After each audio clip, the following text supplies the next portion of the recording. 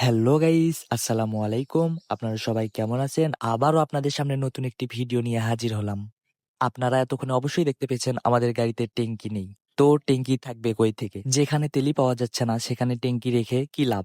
তাই আমরা সিদ্ধান্ত নিয়েছি ট্যাঙ্কি ছাড়াই গাড়ি চালাবো। তো বেশি কথা না বাড়িয়ে চলুন আজকের ভিডিওটি শুরু করা যাক। আমরা কোথায় যাচ্ছি, কেন যাচ্ছি ভিডিওটি আপনারা সম্পূর্ণ দেখলে বুঝতে পারবেন।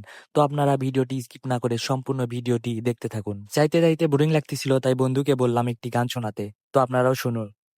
কিন্তু পাতারে দেখি সারা গাড়ি চলে। গানটি আপনাদের কেমন লেগেছে অবশ্যই কমেন্টে জানাবেন। যাওয়ার পথে এই সুন্দর একটি রাস্তা আমাদের সামনে পড়ে। আপনাদেরকে এই সুন্দর রাস্তাটি দেখানোর চেষ্টা করলাম। এই জায়গাটি আপনাদের কেমন লেগেছে অবশ্যই কমেন্টে জানাবেন। এই জায়গাটির নাম কি এবং এই জায়গাটি কোথায় আপনারা কেউ জেনে থাকলে অবশ্যই কমেন্টে জানাবেন।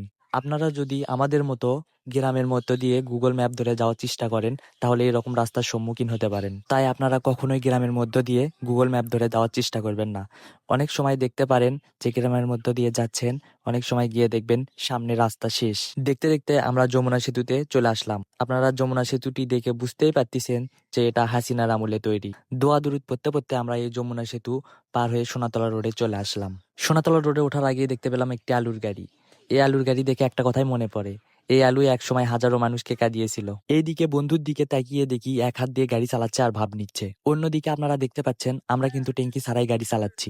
এদিকে বন্ধুর ভাব নেওয়া দেখে আমারও ইচ্ছা করছিল ভাব নিতে, তাই আমিও দাঁড়িয়ে একটু ভাব নিলাম। এদিকে বন্ধু আবার বলতিছে গাড়িতে ট্যাঙ্কি না থাকায় সে নাকি R15 ফিল পাচ্ছে।